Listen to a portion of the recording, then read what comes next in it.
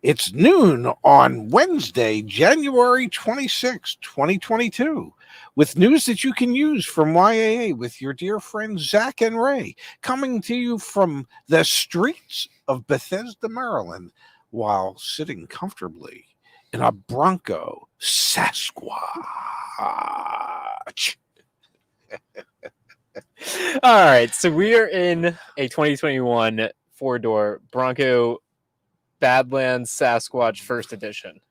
Or first edition First edition. Badlands Sasquatch. Yeah, buddy. $60,000 Bronco we're sitting in. So welcome to the Bronco. Here's what we're going to do today. We're going to talk about one of the biggest stories that I think we're going to cover this year that's probably not going to get that much attention. And it might, honestly, it's probably just because I'm naive and I'm young and I'm foolish. I shared it with you last night. We had a YA community member who noticed that a senator in the state of Florida. Yeah, the great state of Florida, where they are really trying their utmost to look out for the consumers and the people of Florida. So we had a senator in the state of Florida, and we actually posted this back on the Senator Wright, I believe his name. Senator Tim Wright, I think is his name. He proposed a bill. Yes. And this bill, Dad, I guess, why don't I just pull up the link? Here, let me share my screen. It's going to be hard for my dad to see my screen. Well, I don't need to see your screen. Right, share screen. We're going to share the screen now. Yeah. It's back on the Join YA website. A proposed new law solves Carvana's title issues. Yeah. It is right here in that image. Let me go down here. We've got it right here. Pops, let me read this to you. Yeah, please. So this is not law yet. It's a bill that's going to go into the Senate. Yes. SB 1346 motor vehicles. Yes. Motor vehicles. Providing that motor vehicle dealers or mobile home dealers should apply for, rather than are required to obtain, certificates of title in the name of purchasers, providing that certain applications relating to transfers of motor vehicles or mobile homes should, rather than must, be filed within a certain time frame, revising grounds on which the Department of Highway Safety and Motor Vehicles may deny, suspend, or revoke a motor dealer license, etc. Oh no, a police car just pulled up. We're live on YouTube. Yeah, and they were looking at us specifically. Oh no, this is so. Yeah. All right, I'll stop. All right. Yeah, we're about to. This is hilarious. Oh no, they're not coming. No, they don't care about. No, don't care. Yeah. You're gonna leave me hanging? Don't leave me hanging. Yeah, I'm sorry.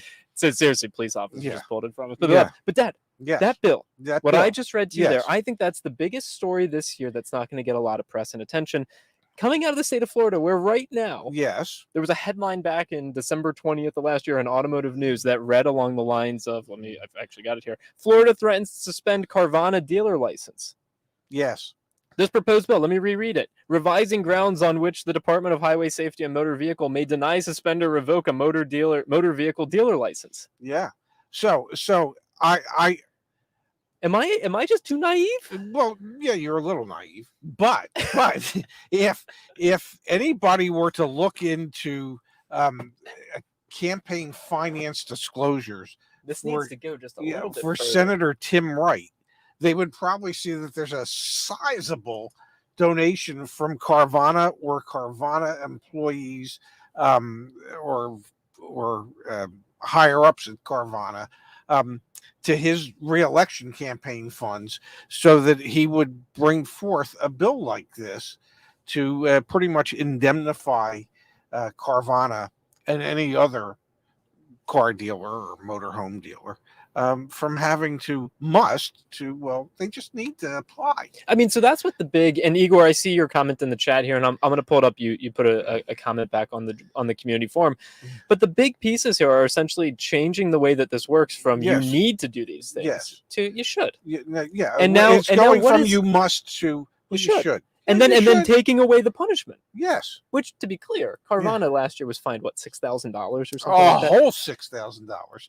I bet you the donation to Senator Tim Wright was greater than that, but just a guess. I mean, this to me again is just like WTF type material, but I guess it's kind of par for the course. This is how things work, which leads me to think that when manufacturers want to sell direct to consumer, we talk a lot about why do car dealerships exist? Because there's franchise dealer laws in every single state that protect the dealership agreements. Yes. When manufacturers want to sell direct to consumer, they will. Because they'll just get laws passed. No, because The difference is that the car dealers have a lobby, okay, and the car dealers can make political donations, um, and the buying public or the general public in Florida wouldn't even be aware of the fact Yeah. that this senator is sponsoring a bill to change this language. So that's the difference. Car dealers have a reason to oppose something like that, like direct from manufacturer to Sure. customer sales, and they would mobilize to do that. The general public has no idea this is going on, that they're about to get screwed. Yeah, because right now in the state of Florida, there's Yes. been all these threats that Carvana will lose. I mean, and to be clear, Carvana, your arm Well, okay? not will lose, could possibly. But yeah. I mean, it was in North Carolina Yes, that Carvana, they were suspended in Yes. Wake County and they were on probation in Charlotte yes, through November of this year yes, because they weren't giving people the titles and registrations to their vehicles. yes. It's the same exact thing going on in Florida, and Yeah. now there's the law. I was in disbelief, I but- think it's wrong. I listen. I've never for a moment thought that if I donated $10 to a political cause and somebody donated $1 million to a political cause, that we would both get the same amount of respect and get the same amount of perhaps eartime Yeah. with that particular politician. There's a reason people donate lots of money to politicians, and that's so that they can have influence with those politicians. Now, I don't want to suggest that maybe politicians can be bought and sold, but it certainly appears that way. This one definitely, if you've been following the channel, if you've been following our stories around it, Yes. it seems pretty clear, where this one's coming from. I still can't believe and the police officer in front of us that got out, he said it had like parking enforcement. Yeah, and We are very illegally parked right yeah, now. yeah, but they don't care. They don't seem to care. We'll see if we can get them a donation from Carvana. All right, so let's switch gears a little bit, Pops. I want to just call out, yesterday we had the White House put out the semiconductor essentially like report, the state of the semiconductor industry, and there was one chart in particular. I'm going to put up my screen. And I'll share it with you here in just a second, Dad. Well, and then I'll just look to my left, and then we'll go to the chat, and there's a lot Yes. of questions in the chat. This figure here, it's Yeah. median consumer inventory for semiconductors. Used to be, we talk a lot about like days supply of inventory for cars. Yes. Used to be in 2019 there was a 40-day supply of semiconductors. Yes. Now there's a 3-day supply. Wow. That seems to be a significant difference. Yeah, and the headline that came out of Automotive News that tied back to this is essentially, the White House doesn't expect this to get better anytime soon. Of And there's a course not. lot of pressure on politicians to like solve it. And if you've been following the channel long enough, there's no just like You can't flick a switch. You just can't. I mean, if there's lots of money that's been earmarked for investment in new chip manufacturing facilities. you've got the big Intel plant that's coming. You've got ASML doing. I mean, there's lots. There's a plant in Texas that's being built. There's a plant in Arizona that's being built. What was it the other day that Intel is going to invest $25 billion, $20 billion or Yeah. whatever it was? Was that in North Carolina or something? It's in the States. So there are plans, but even Intel said the plant won't be ready for manufacturing until 2025. So even if the middle of last year somebody said, okay, we're going to invest the money and build the plant, it takes 3 years from when you say you're going to do it to when you can open it and it's operational. And that's one of the contributing reasons as to why this situation can't be solved quickly. Just can't. Yeah. So Now- it's kind of funny that this report that came from the federal government, it's like everything we've been saying for months. Yeah. Oh, the What was that? vehicle shuts off in 20. Press OK to override. Yeah. Well, where's the OK button? Where's the OK button? Hey, I don't know. But you can shut it off. I pressed the OK button. Well, you could shut it off and we'll turn it. No, I guess you can't shut it off. Everything will go down. No, not everything will go. Well, down. no, it might. So yeah, leave it running. I pressed the OK button. Okay, ladies and gentlemen, at the moment, we're okay.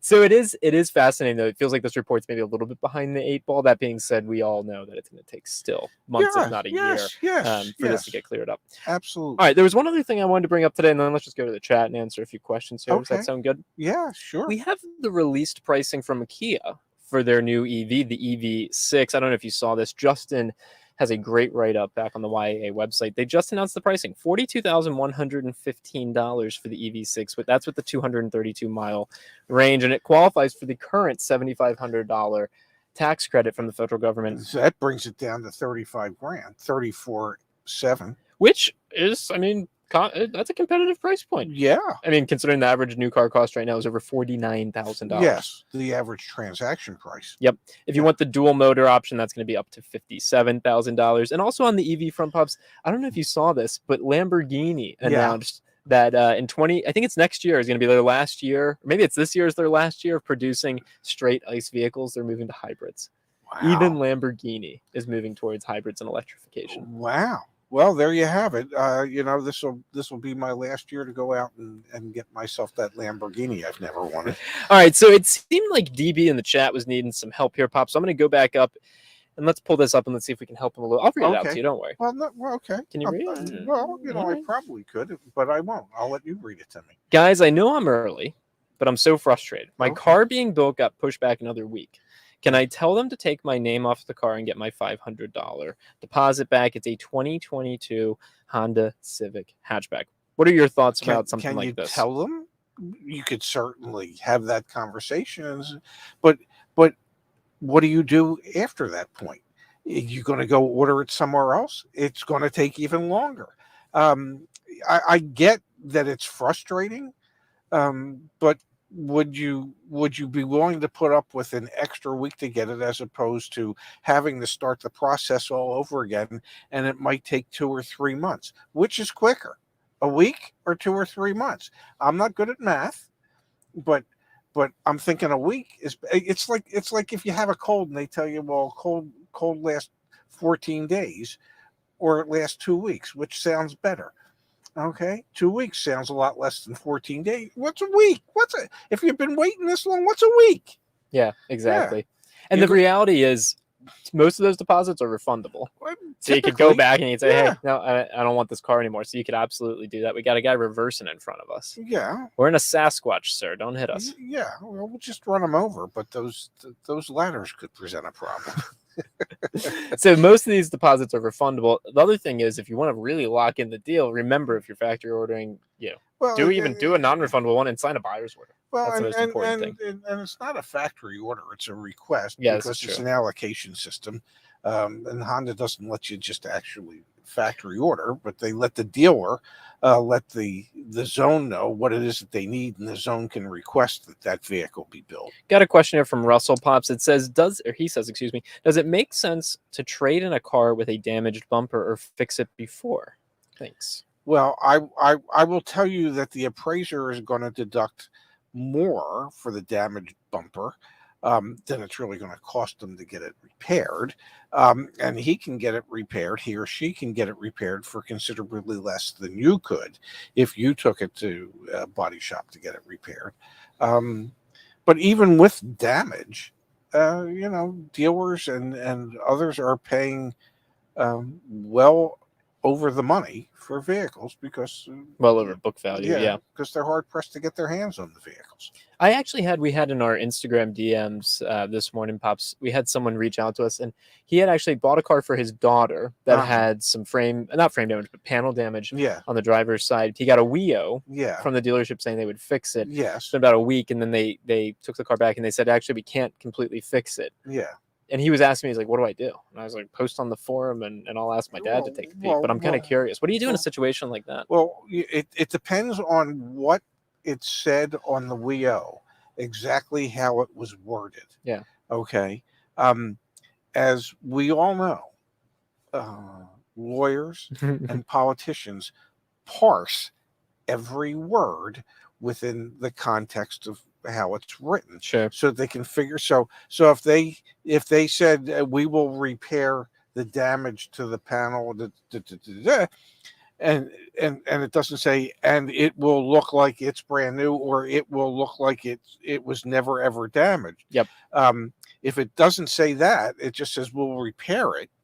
Well, then they repaired it to the best of their ability. Yeah, you got to be And careful. so yes, it all depends as to exactly what is written on the Wheel.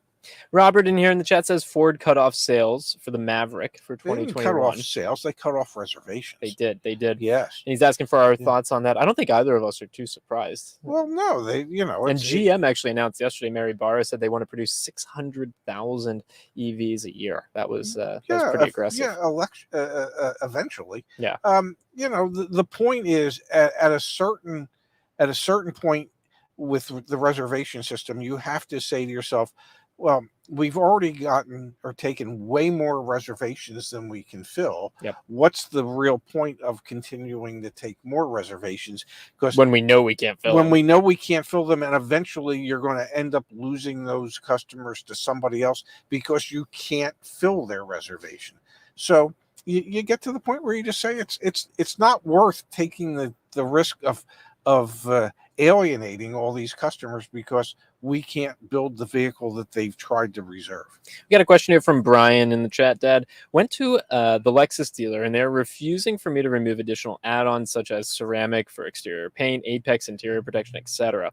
Why are dealers adding add-ons and can't remove them? I mean, that's been the theme for the past year, 18 months, honestly. And then why are they?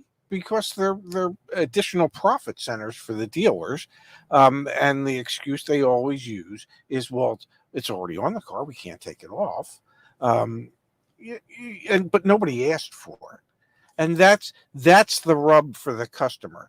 If you, as the dealer, you actually sold the customer on the idea of the ceramic paint protection. Mm-hmm.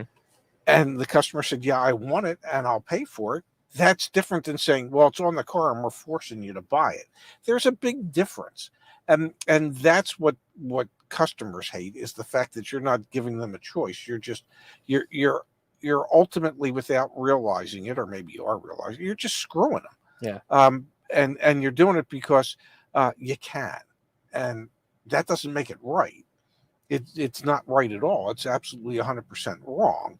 But it's an additional profit center. I can tell you that when there's labor involved with things that are installed, the service department is not going to refund the labor. Mm-hmm. Actually, if we wanted to take it off, they're going to charge me the labor to take it off. So they will collect their labor for having installed it, and they would collect labor for having taken it off. And typically the labor both ways is going to end up being probably more than what you could offer as savings to the customer. If the dealership wanted to be reasonable, they could say, well, what if we sold it to you at our internal cost? Or if they just wanted to eat it in order to sell a car, they could do that as well. I know I pre-install accessories. But then this is also like the justification for nowadays factory ordering. Well, yes. Because if you factory order, but you can't factory order a Lexus. Can't you? You can.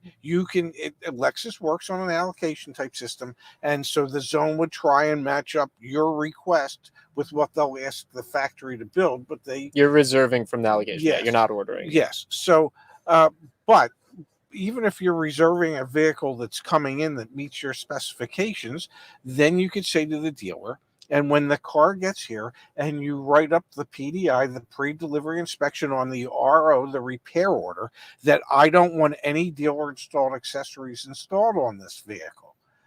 No paint coat, no ceramic paint protection, no interior protection. That's how you can protect yourself. But I do know that when I ran dealerships, if I had pre-installed accessories and that was going to blow the car deal for me, I'd eat the cost of the accessory. Yeah. I but those were different times, and it was easier to get inventory back then. Definitely. All right, we've got a couple, and yeah, Igor's saying here in the chat, Lexus dealers only doing it to the cars you were looking to buy from inventory, but not cars Yes. from dealer reservations and allocations. And Space saying the same thing. Lexus is pretty good when you order or when you reserve something from Yes. allocation. Just wait about 90 days. Kurt's got a question here for you, Pops. I have had a Silverado 3500 HD High Country. That's almost like this Ford Bronco first edition Badlands Sasquatch that we're in. Yes. For almost 4 months, and GM will not even accept the order yet. Any suggestions? Maybe because the dealer doesn't have that type of vehicle in his allocation. Yeah. Contact another dealership. Yeah. Maybe? Here's how most manufacturers and dealers work. It's what they call a turn and earn system. The more you turn, the more you earn. If that dealer hasn't had any vehicles like that to turn, then they're not earning any. So you might need to deal with somebody, a different dealership that specializes in more of the heavy duty trucks like you're looking for, because they might actually have allocations which are getting produced, because that is a high profit vehicle that you just described. So those are the types of trucks still being made. I mean, when I had customers at the mini store that wanted to order a specific mini and say they wanted a Countryman, and I didn't have any Countryman build slots at that particular time, I would trade with another dealer to get a build slot where they would give me their Countryman build slot, and I would either give them future considerations or a build slot for a Clubman or a hardtop or whatever it was. Yeah. And perhaps your Chevy dealer can get a build slot from another dealer, but I'm not 100% sure how that works for General Motors. Want your reaction to this from MPEG Pops? He says manufacturers will use the chip shortage as an excuse to make less ICE cars and keep those prices high. However, they will increase EV production dramatically despite the chip shortage. I'm not sure. I don't know. I am surprised there is so much interest in EV. I mean, but here is in my mind. In your mind, manufacturers want to manufacture. Okay, and right now the market is much stronger for ICE vehicles than it is for electric vehicles. So, I don't know that they're going to take the chips that they could be putting in ICE vehicles that people want, and putting them into electric vehicles that we assume that there's a market for, but we're not 100% certain. So I don't know. I would love to be the fly on the wall during some of these internal discussions that go on as to how chips and things should be doled out. Blueford's got a comment here. I wish dealers would all do right by the customer and not tack on additional dealer markup fees or must-buy items to all ordered vehicles. Yeah, we've been preaching this from the hills all year.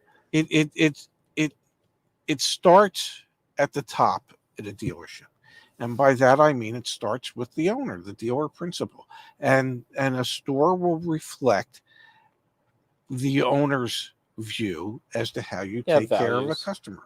And so yes, if the owner is short-sighted and says, I'm gonna grab as much profit today as I can and screw tomorrow, then that's the way the store is going to operate. And others are going to look, as you like to call it, at the long game. Yeah. Interesting conversation going on here.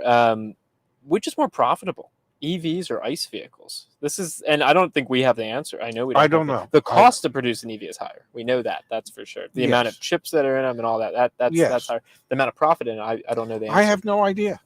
I would think at this point it'd still be the profits would still be higher in an ICE vehicle, because the costs of development and everything else are spread over more vehicles than it certainly would be on an electric vehicle. Yeah, and the EV though has a lot less moving parts, so that's kind of an interesting portion of it as well. All right, I want to just turn quickly here to Kevin GR. Yeah. He's picking up his 2-door Badlands V6 today. Let's wrap today's show by talking a little bit about our first impressions on the Bronco that we're in, and we should be clear, the first Ray and Zach car review. Yeah. Coming out tomorrow. Drops tomorrow. Back on the YAA channel. So please watch that. We want your feedback. Yes. Can't wait for the M3 video to come out. But what are your thoughts? We're in the Bronco. We've had some fun in it. You've almost fallen out a couple times. Yes. You've fallen in a couple times. Yeah, this is for a 5'6" short, fat, balding 70-year-old, a very, very dangerous and uncomfortable vehicle to get into and out of, with the Sasquatch package on with the 35-inch wheels, because it has no running boards or step rails. So I needed to bring my own step stool, and I didn't. It is in the 4-door version. It is really a neat looking vehicle. Super cool. From the outside, just really, I think, very good looking vehicle, and I really like the soft top. Yeah. But once you drive it becomes painfully obvious that it will not make a good daily driver. You can feel every defect in the asphalt or the cement or wherever you're driving over. I found the handling to be a little bit clunky. Yeah. But it is an attractive vehicle on the outside. The way the interior is done, they've really done a nice job with it. But the one we're sitting in broadcasting from had an MSRP of slightly over $60,000, and even though I like the vehicle per se, I find that in my mind to be somewhat overpriced. And considering the fact that you can't buy them for anywhere near the MSRP, and if you're looking for a used one, you're really going to pay dearly for it. I would own one under certain circumstances. And that circumstances, you have someone who could bring you your step ladder when you enter and exit. Yes, that would be one of them, and it would be a summer vehicle at the Jersey Shore where I could take the top and the doors off, and I could run around, thinking like I'm a surfer dude that I'm not. And just as an open air vehicle, it would be fun. But the ride is just absolutely horrible. But for a short term, for 3 months, for little 3 months, I wouldn't want to drive this for 3 months. For little trips during that 3-month period of time, it could be fun. Get 17 miles to the gallon. On a good day. On a good day. Yeah. No, it's a pretty damn cool vehicle. I actually I pushed it pretty hard at a red light when it went green. Yeah. And it's got good pickup. This is the V6 engine as well. Yes. Pretty impressed by that. Yes. And it's really cool looking. I'll give it that. And the infotainment. I mean, I the have most intuitive infotainment we've been in. And I have an Android phone, and I have never had a vehicle that has Android Auto. And this was relatively easy for a 70-year-old man to connect his Android phone to Android Auto in the car. So there are certain aspects of it that I find really easy to use, and then there's other aspects of it that I could live without. Fury 58 hit the nail on the head. $60,000 for a toy, too rich for me. That's what we've been saying all morning long as we've been driving it. It's a toy, but it's fun. All right, so let's circle back to the story that we started today with, and then we're going to sign off. We'll be back from probably the office tomorrow. Studio, excuse me. Yeah, the studio's in downtown Bethesda as opposed to the mean streets of downtown Bethesda. Oh, that's a good looking Land Rover. Yeah. Can't wait till we do a Defender. Yeah. Man, that biker would stand no chance. I'm not making that joke. Yeah. I still can't believe the police pulled up and then just walked away. Yeah, and just looked at us. So the lead story again today. Yeah. Because we had a comment that came in and said, well, dealers aren't corrupt and the customers are corrupt. We're not talking about dealers right now. We're not talking about. We're talking about your state legislature. Talking about Mr. Tim Wright. Yeah. Which I should be clear. Senator in Florida. I should be clear. I reached out to his office. Yeah. I sent him an email. Yeah. I said, I'd love to understand your rationale and your thinking for the proposal in this bill. Yeah. Will we hear back? I don't know. When will we hear back? Probably a long time. Yeah. But there's a bill out there that not essentially, if it passes, you will no longer need to, as a car dealer, procure and process a title on behalf of a customer. Yeah, you should try. You should try. But you don't. And It if you will no don't, longer be a must. and if you don't, there's no repercussion. Yes. Yeah. And I don't know. That just like we said at the beginning, that feels corrupt. That feels wrong. Well, there's not much else that a state senator could propose that is less consumer friendly than that. And let's end on this. Kevin got it to make memories with my kids worth every penny. Well, Kevin, I feel like we're kind of doing the same exact thing. I've had fun hanging out in the Bronco with you today, Pops. Yeah. I'm glad that we've got the I experience can't together. wait to hang out in a Hyundai Tucson tomorrow. Yeah. All right, back on the YA channel. Genesis review tomorrow. We want your feedback. Pops, any parting shots from you? No, just take me to pick up my salad. And you know what? If we put it in the back seat and we hit a few bumps, I'll have a mixed salad. See everyone tomorrow. Have a good one, everybody. Thanks for tuning in today.